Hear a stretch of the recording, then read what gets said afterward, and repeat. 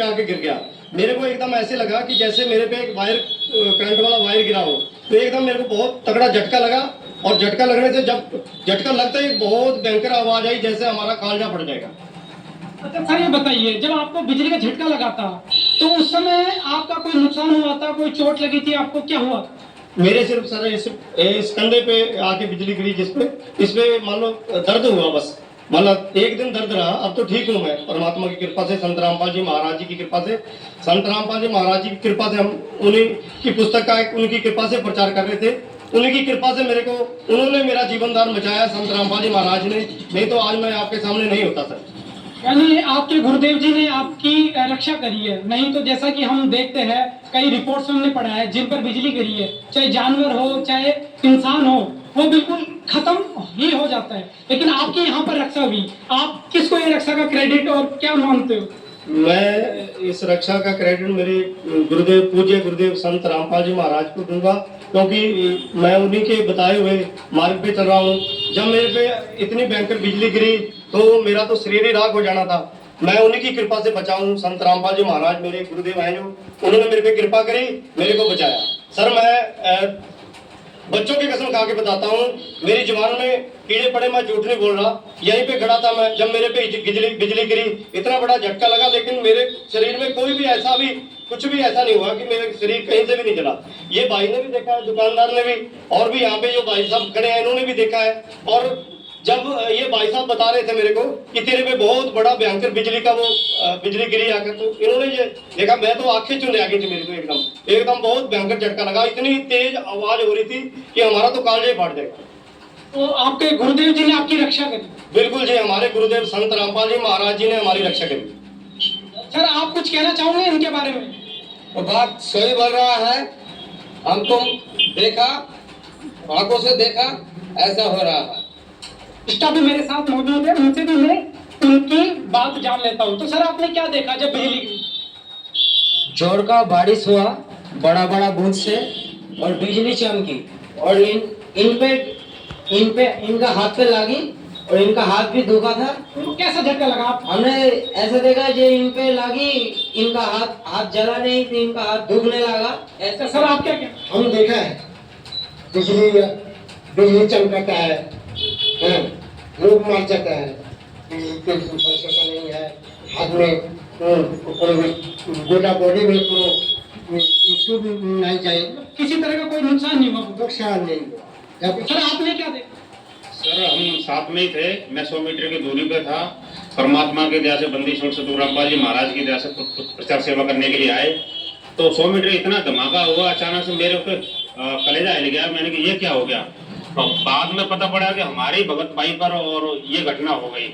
तो मैं भी हैरान हो गया, पर परमात्मा की इतनी दया हुई बंदी छोड़ सतगुरु रामपाल जी महाराज की दया से कि हमारे भगत भाई को नुकसान नहीं हो रहा, कुछ भी नुकसान नहीं हुआ। हल्का सा झटका लगा, गुरु जी ने बचा लिया। तो सर क्या मैं इसको सहयोग मानूं या आपके गुरुदेव जी की कृपा मानूं?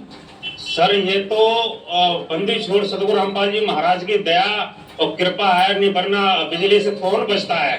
दर्शकों, आपने श्री रामचरितमानस से जो अद्भुत व पूर्ण मोक्षदायक ज्ञान सुना, जो एक रहस्य बना था, संत रामपाल जी महाराज ने आज पवित्र रामचरितमानस से प्रमाणित कर दिया कि 12 अक्षर मंत्र ओम नमो भगवते वासुदेवाय नहीं, बल्कि आदि सनातनी पूजा के प्रथम चरण में दिए जाने वाले ये 12 अक्षर मंत्र हैं। संत रामपाल जी महाराज ने प्रमाणित किया कि अनेकों ब्रह्मा विष्णु और शिव सच्चिदानंद घन ब्रह्म से उत्पन्न हुए हैं। संत रामपाल जी महाराज ने यह भी प्रमाणित किया कि ब्रह्मा विष्णु महेश के स्थूल शरीर का पिता काल ब्रह्म है। रामचरितमानस से यह भी प्रमाणित हुआ कि आदि शक्ति जगमुला अर्थात दुर्गा से पार्वती, लक्ष्मी और सावित्री उत्पन्न हुई हैं तथा देवी दुर्गा और कालपति पत्नी हैं। संत रामपाल जी महाराज ने यह भी प्रमाणित कर दिया कि सतयुग के आदि में मनु और सतरूपा आदि सनातनी भक्ति करते थे। साथ ही सनातनी पूजा के प्रारंभ से लेकर सनातनी पूजाओं के अंत की कहानी आज संत रामपाल जी महाराज ने इस एपिसोड में भक्त समाज के सामने उजागर कर दी है।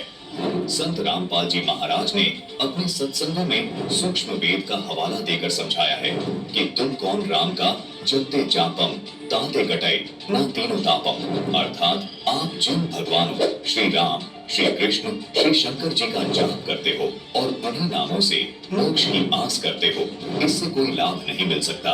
ये तीन लोक के भगवान स्वयं अपने कर्मों के कष्ट को समाप्त नहीं कर पाए, इन्हें भी अपने कर्मों का फल भोगना ही पड़ा, तो आप उनके नाम का जाप करके कैसे कष्ट निवारण करवा सकते हो। श्री रामचंद्र जी के जीवन की घटनाएं जो रामायण में बताई हैं, उनसे श्री तुलसीदास जी ये सिद्ध करना चाहते हैं कि हमें उनसे ये शिक्षा प्राप्त करनी चाहिए कि श्री रामचंद्र जी स्वयं विष्णु जी थे। उन्होंने भी अपने जीवन में दुख पर दुख उठाए। जो स्वयं विष्णु यानी रामचंद्र जी थे, वे स्वयं अपने कल्याण के लिए सच्चिदानंद घन ब्रह्म परमेश्वर की भक्ति करते थे। आप भी उस सच्चिदानंद घन ब्रह्म की संपूर्ण भक्ति विधि तत्वदर्शी संत से लेकर अपना मोक्ष करवाएं। केवल रामायण की कथा सुनने मात्र से मानव जीवन का लक्ष्य पूर्ण नहीं होता। आपके साथ बहुत बड़ा धोखा हो रहा है। तुलसीदास जी द्वारा रचित रामचरितमानस में रामचंद्र जी की जीवनी से ये सिद्ध होता है कि भगवान श्री रामचंद्र जी विष्णु अवतार होते हुए भी उनका संपूर्ण जीवन कष्टमय रहा। सोचने वाली बात है, जब श्री रामचंद्र जी का जीवन ही कष्टमय रहा तो उनको पूर्ण परमात्मा मानकर उनकी भक्ति करने वाले श्रद्धालुओं का जीवन कैसे सुखमय हो सकता है। तुलसीदास जी द्वारा रामचरितमानस में ये भी स्पष्ट प्रमाणित हुआ कि जिस प्रकार भगवान राम उर्फ श्री विष्णु जी पूर्ण ब्रह्म अर्थात सच्चिदानंद ब्रह्म की भक्ति करते हैं, उनकी वंदना करते हैं, इसी प्रकार आप भी पूर्ण परमात्मा की भक्ति करें, तभी आपका जीवन सुखमय हो सकता है।